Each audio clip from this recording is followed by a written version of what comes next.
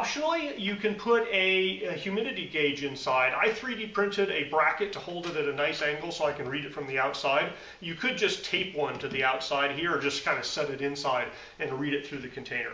So you can buy any old one, just hot glue it to the inside. I have a specific one here, and I 3D printed a kind of a mounting bracket that mounts it at an angle. And so if I put this in my mounting bracket, I can hot glue the mounting bracket inside, and then it will hold it at a nice 10-degree angle so it's easier to see from outside. So if you look in the description, I'll put a link to the STL file. So if you buy the specific one, you could use a mounting bracket like that. So I just printed this bracket. It just holds my meter at a 10-degree angle, so when it's up against the side of the case, it's still kind of tilted up so you can kind of read it. It also leaves the sensor ports open, the battery compartment, the on off buttons and so forth accessible here.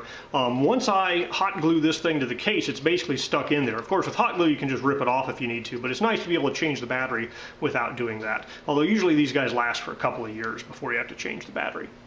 Now, depending on where you're going to store this, you might want this showing up through the lid, but I'm going to be storing it in such a way that I want it showing through one of these front sides here. So I'm going to put a generous helping around the whole rim here and just stick it in place, trying to get it mostly upright.